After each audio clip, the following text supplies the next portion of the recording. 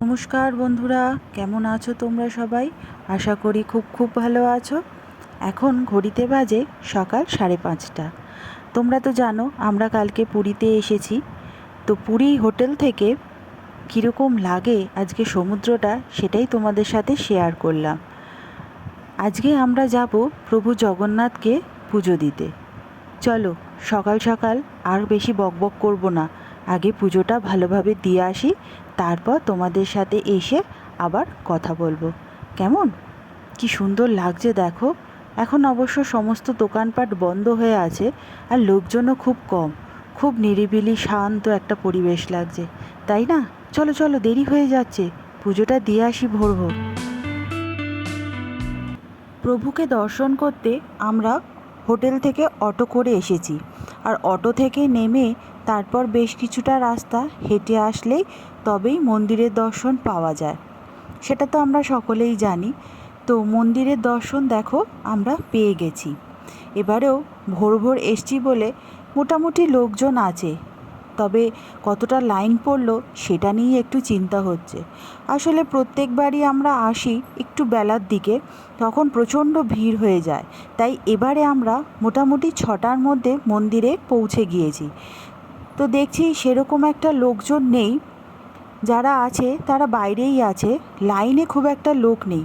এবার দেখি কোথায় জুতো, মোবাইল এগুলো সব তো জমা দিতে হবে, সেটাই এখন খুঁজছি। তো দেখা যাচ্ছে ওই যে সাদা রঙের যে বিল্ডিংটা, ওখানেই নাকি জুতো, মোবাইল সব জমা দিতে হবে, একজন পুলিশ বললেন। তো চলো, এখন তো একটু নতুনত্ব ব্যবস্থা হয়েছে। এই দেখো বাঁদিকে এনারা সবাই ঠাকুরের নাম কীর্তন করছেন। চলো আর দেরি না করে চলো যাই এবারে।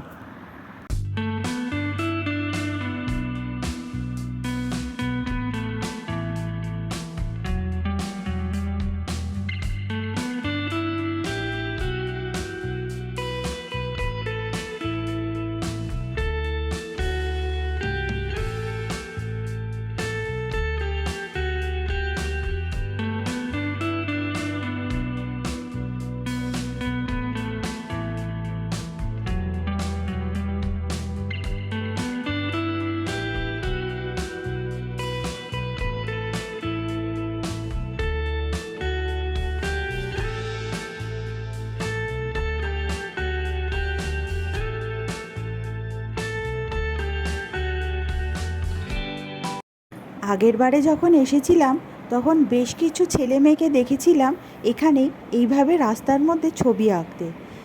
এত সুন্দর যে করবে তারা রাস্তাটা ভাবতেই পারিনি। খুব সুন্দর লাগছে দেখতে, তাই না? বেশ নতুনত্ব লাগছে। ওমা, যাওয়ার পথে দেখি চারিদিকে কীরকম কাঠ পড়ে রয়েছে। প্রথমটা বুঝতে পারিনি যে এখানে এরকমভাবে কাঠ পড়ে আছে কেন।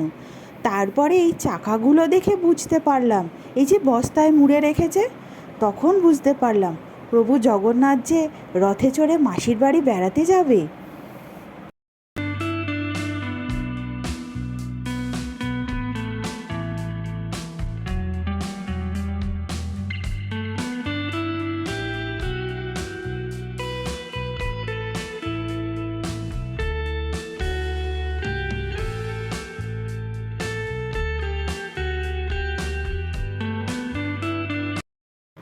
প্রভুকে দর্শন করে চলে এসেছি।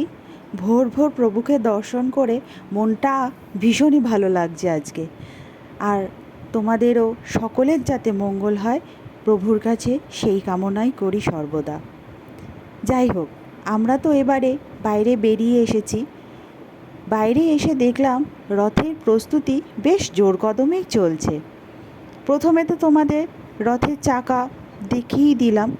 এখানেও দেখলাম আরও বেশ কিছু চাকা তৈরি হয়ে গেছে। তারপরে নানান সাইজের কাঠ পড়ে আছে, যার গায়ে রথে যে কারুকার্য করা থাকে সেই কারুকার্য খোদাই করা হয়ে গেছে। এই সমস্ত কিছুই প্রায় পুলিশি ব্যবস্থার মধ্যেই রয়েছে। প্রচুর লোক এখনও কাজ করছে। সামনেই যে রথ, তার তো প্রস্তুতি জোর কদমে করতেই হবে, তাই না? তোমরা একটু দেখো।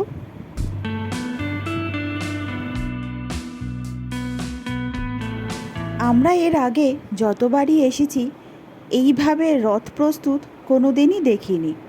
সর্বদা টিভিতে নলে মোবাইলেই দেখেছি, কিন্তু এইভাবে সামনে থেকে যে রথ প্রস্তুত দেখতে পাবো বা সেই কাঠগুলোকে যদি ছুঁয়ে দেখা যায়, মনটা যেন আরও ভালো লাগে, তাই না?